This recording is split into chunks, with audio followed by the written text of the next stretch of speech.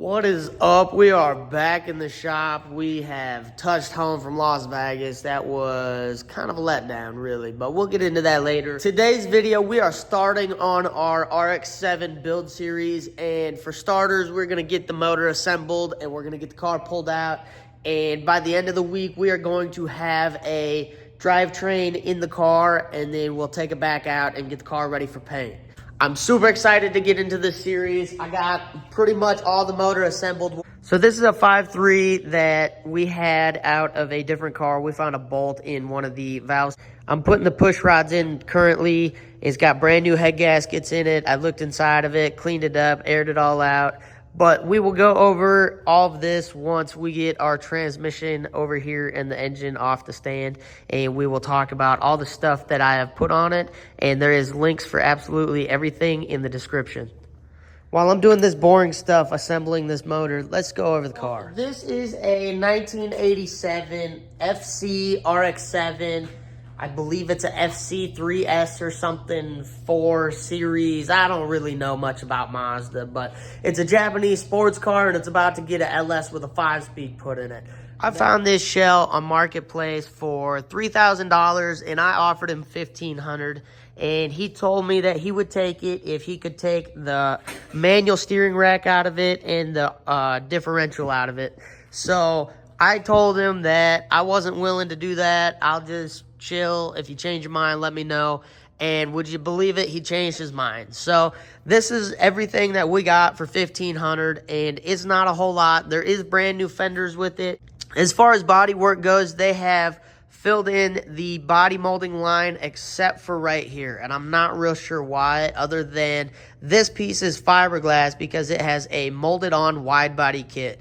That's also the reason this gas door looks the way it looks. This is a rust-free shell, and it hasn't seen the light of day in over 7 years. So I am the first person to take it outside of the guy's storage unit in 7 years, and now it sits inside my shop. So like the title says, we're gonna try to build this car with less than $5,000, and it's going to be a street/drift car. At one time, this car had a Ford 302, and I forget what transmission in it. Out of factory, it was an automatic car, but they put Willwood Clutch Master in it, which means that we get to use that to our benefit because we have a hydraulic throwout bearing going into an NV3500, which we're going to put behind that 5.3. I know it was kind of rough looking at the car. There's not a whole lot of room in there to be filming everything on it, but we're going to get to that probably in the next video. But I got the motor assembled. Now, we got to put a rear main cover on it, which I have in the box. Let's go ahead and get that out. I think it's this one. Hey. Now, I find it easier just to buy the cover with the seal in it already rather than get the seal and try to put it in the cover. And it comes with new bolts. So, I think if I do it something like this. So you guys know it ain't that easy to swap these covers out. But I just want to touch base before I tighten this up. I put a dab of silicone in each corner, and I'll put the gasket and the cover on, and then I will tighten the oil pan bolts first to pull it down and then pull it in. That's at least what everybody else on the internet said to do, and they won't leak first try. So that's what I'm going to try. Let's see what happens. Before I continue with the flywheel and the clutch and all that stuff, I want to touch over everything that I have put onto this motor and everything that I have bought. So I have bought upper mounts because I wanted the bushings. I didn't want to have to track down everything. So these were $40. I put head gaskets in, and those were, I think, $35.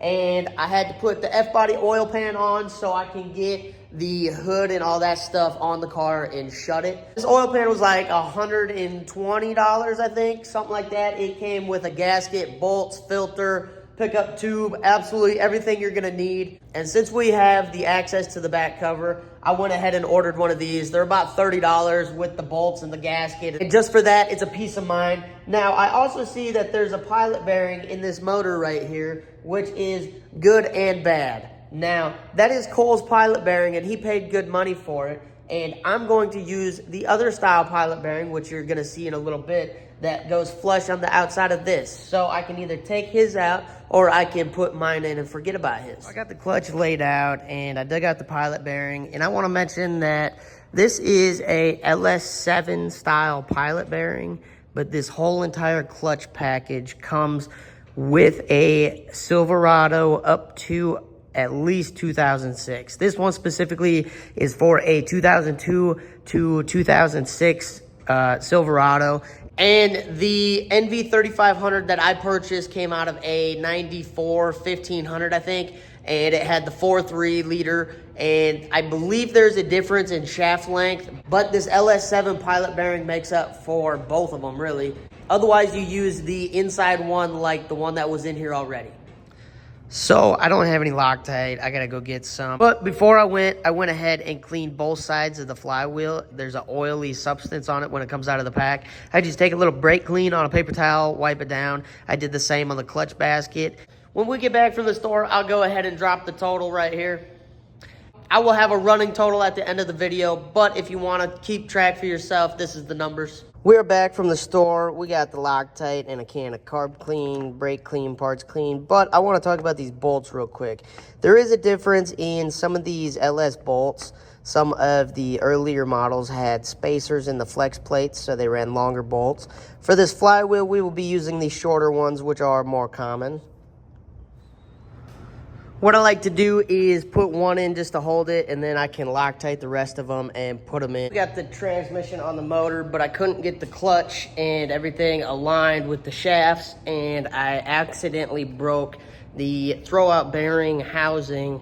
So I gotta get a new one coming, but in the meantime, we put them together so we can try to test fit it in the car. I also cut out all the front here that was all dented from the accident that it was in at one time. It's in a pile over there.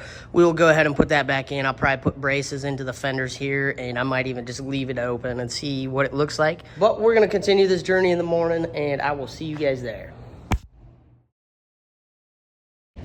So before we get into putting the motor into the car, we got to fix the shed roof a little bit because it's about to rain and I'm sick of my stuff getting rained on. So Jack is up there pounding nails right now. I'm about to get up there, give him a hand. I went and got a little bit of rubber roof to try to seal up some of the nails, and I hammered that corner in and we realized how much the roof was flexing. So we're gonna go ahead and nail it back in and screw it in where we can for now. And we are gonna have to get up to the top and get that done somehow, some way too. We got about half of this side sealed up. I gotta do a little bit on top yet and down in this corner. I couldn't quite reach the top on the ladder. It got just a little bit too hairy to be up there. So we ended on a seam. We'll go ahead and spray some expanding foam in the seams where it all popped up. And then after that is cured, we will come through and seal the whole entire roof in this rubberized material, as long as this works pretty good. There is a hole up in the fiberglass one right there. You can kind of see it. We'll have to put something behind that or over it before we can completely seal it off, but we will handle that another day when we can get way up top. Let's try to fit this motor into this car so I can move the car out of my way of the lift so Jack can use the lift. So, like always, there is something fighting me in this car. It rolls really hard for some reason. It's something in the front end. I'm not sure if the hubs are too tight or if the brakes are dragging. So I gotta use the jack to move the car.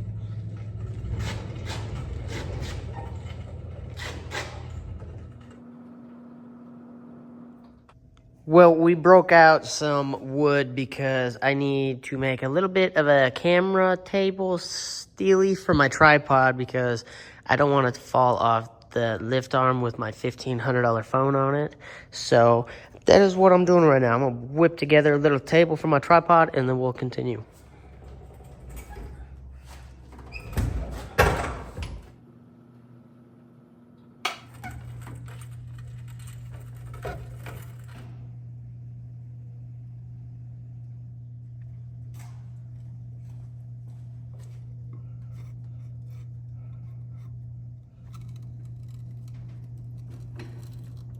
So there is slack in the chain, which means that motor is 100% in the car. And I wouldn't mind if it slid backwards just a little bit. But looking at it, we'll probably have to drop it about another 1/4 inch just to make sure that we're gonna have room for everything. We might be able to squeak the truck intake underneath of the hood if we can sink it just a little bit lower. I went ahead and slid the motor back just a little bit, and I put it on a 1/4-inch piece of plywood instead of 1/2 inch. I have the motor centered in the engine bay as close to perfect as I can get it front and back. I might have to bump the transmission an 1/8 inch either way. I'm not sure. I still haven't looked underneath the car. I did look at the shifter, and it does not fall anywhere close to the hole. It's going to be up here, but I have an idea for that. I've always wanted to do it, and this is my chance to try it and actually prove my skills at fab work. So I think I can manage to get the shifter done the way I want it done.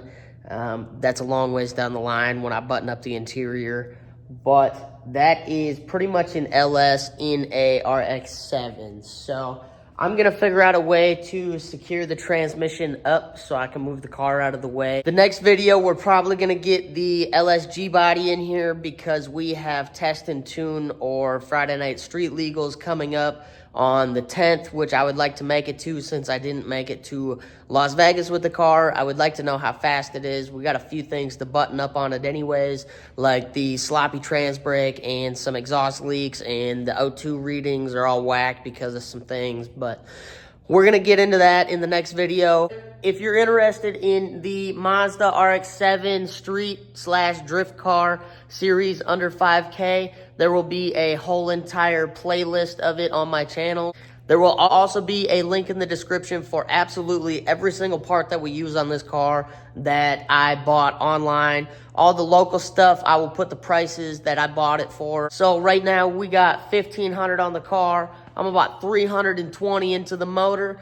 I am 35 into head gaskets, 40 into motor mounts, 120 in the oil pan, and I think 30 into the rear main, plus the brand new clutch that was 300.